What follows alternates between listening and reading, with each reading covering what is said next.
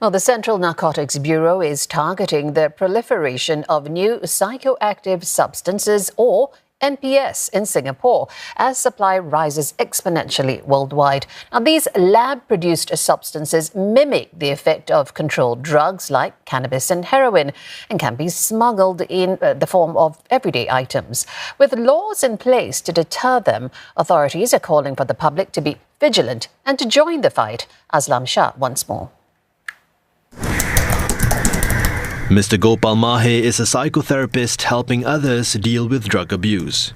But addiction spares no one. Just a couple of years ago, Mr. Gopal himself was behind bars battling his own drug problem. While in prison, he wanted to hold his son for the first time during a family visit. I had literally seen him grow up for 2 years behind the glass, and I was telling myself, finally, I can carry my son. I can get to hold him towards my chest, he can feel my heart. And he said, no. That's when I realized, okay, you really need to change, Gopal. This has to stop. Convicted for drug offences while practicing as a drug counsellor, Mr. Gopal spent over 5 years in jail.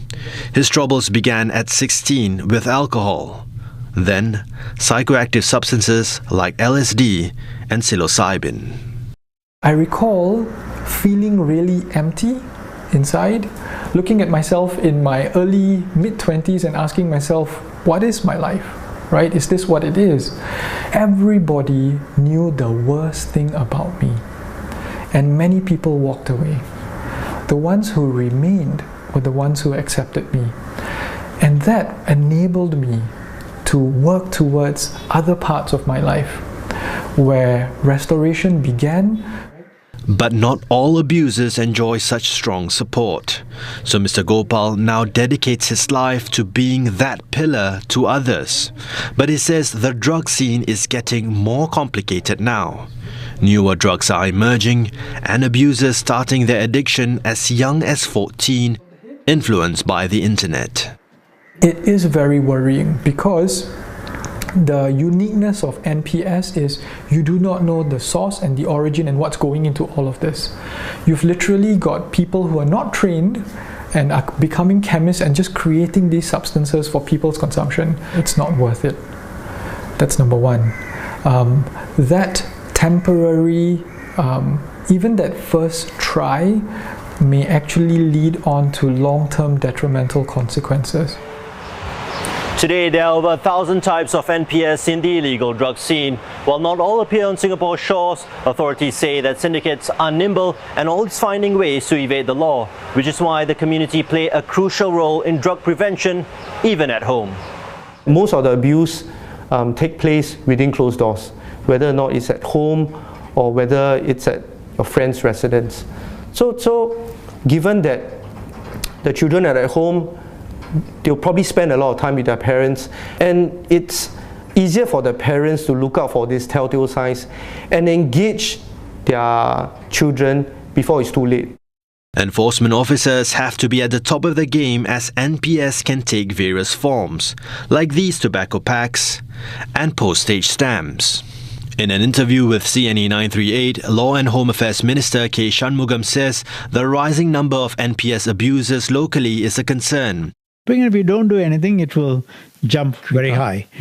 And so we are again doing a lot of things, looking at how these things can get imported, how we can raise awareness of NPS, what the consequences are, so campaigns, and how you can be resilient against misinformation on NPS.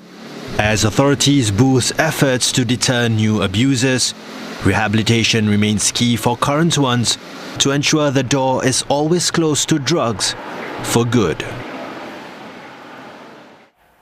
The Home Affairs Ministry has refuted claims that Singapore's drug laws and policies are ineffective and the problem of drug abuse and trafficking has not been solved. The claims were made in a Facebook post by activist Teo So Lang. She also accused Law and Home Affairs Minister K. Shanmugam of misusing his parliamentary privilege and that former drug abusers and their families were in Parliament during his ministerial statement on the 8th of May to be entertained by him.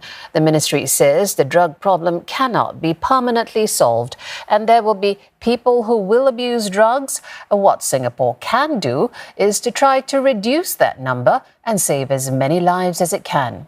MHA adds if Singapore goes soft on drugs, the consequences will likely be very bad, with a lot more suffering and deaths. MHA says Ms. Teo implied in some unspecified way that Mr. Shanmugam was wrong to make his ministerial statement in Parliament with parliamentary immunity. It says the minister stands by what he said in Parliament and expressly waives parliamentary privilege for the contents of the statement. If anyone feels the contents are actionable, they can take action.